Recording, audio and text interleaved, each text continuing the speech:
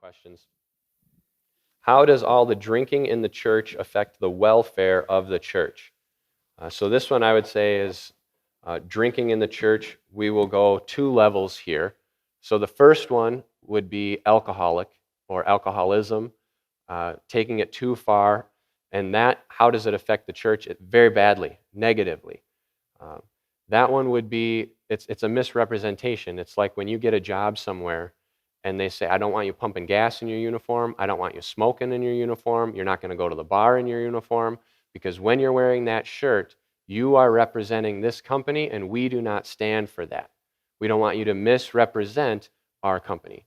And so the church, being the body of Christ, Christians, believers in Jesus, we have a uniform. Now, it may not be visible. It should be visible. We do not want to go out and misrepresent Christianity to other people, whether that's in the form of drinking, profanity, behavior, judgment, anything that could be considered a sin or a negative behavior. Gossiping, slander, talking behind people's backs. Those are all things that Christians shouldn't do, and it's filled with the New Testament. It says that we shouldn't do that kind of thing. There are also parts where it says that it would be better for you to have a millstone tied around your neck and thrown into the depths of the sea than to lead one of these people astray.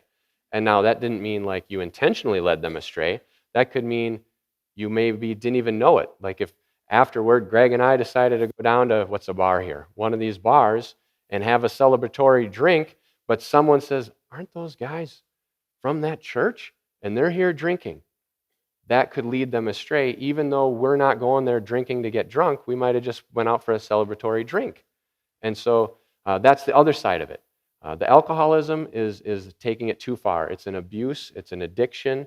It could be a demonic foothold, an oppression, just like drugs or any other type of addiction, pornography, anything like that. Of course, like I said, it's not, those things aren't just limited to non-believers. In fact, they're probably going to be even more heavily upon people who are new Christians or becoming to know Christ, because that's who the devil's going to go after.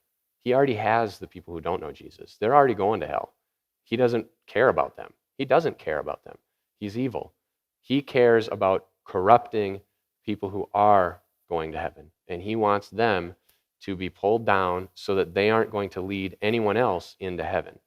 And so then that's the other side of it. Is what about drinking in the church, as in social drinking, or having a glass of wine at dinner, or a couple drinks a few times a week, or something like that? Is that wrong for Christians to drink alcohol? I would argue that it depends on your situation. If you know personally that you have what's like an addictive personality, and if you start drinking, you won't be able to stop, then you need to know that. It's just like, and then you shouldn't drink. Or if you know, like, should pastors be going out to the bars? No, because that's not a lifestyle that we should be portraying for other people to follow. Now, is it okay for you to have a drink at home, or maybe when you're out with some friends at their house or something like that? There's nothing wrong with that. Jesus even had wine, and they had celebratory occasions. They went to weddings. His first miracle was creating a bunch of wine for people to have a good time. Drinking isn't bad. Drunkenness is bad. Just like those people that hold the signs like spoons made me fat. You know, it's not the spoon that's the problem. It's not the gun that's the problem. It's the action behind it. You could, is a hammer. You could use a hammer for building things, or you could use it as a murder weapon.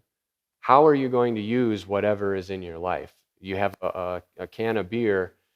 You could drink it and drink 10 more, or you could drink it and have a good time socially with some others. And there's a very big argument on just alcohol in general with some faiths and churches, particularly missionaries. Some of them even have to sign contracts saying, we will never smoke, we will never drink, we will never gamble, we will never enter any establishment that serves that. Like, they can't even go into a restaurant if it serves alcohol to the tables. If it has a bar separate, that's fine, they can go into it, but they can't go to the bar side. And some people are like, well, wow, that's really strict. Well, it depends on the policy, but sometimes, and Jesus knew this, Like, for example, in other cultures, they have like a little cup of rice wine or sake or something that you just drink as a social occasion. Like here, if we were doing this, they'd all have it. And if you're going to go there and try to bring them Jesus, and oh no, I can't do that, what are they then going to think of you? Oh, you're too good for this, or you can't participate with us. Now, it's one thing for you to all of a sudden get drunk. It's another for you to be polite and social in an attempt to bring them to Christ. And so that is where discernment comes in. And if that's a gift of the Holy Spirit. And so if you're going to be putting yourself in those situations, then you need to make sure that you do have that gift of discernment. So you're not in there causing more harm than good. It's kind of like the gift of speaking in tongues. If I was up here babbling in tongues and no one knew what I was saying, that's causing more harm than good. And so you have to know when those things are appropriate.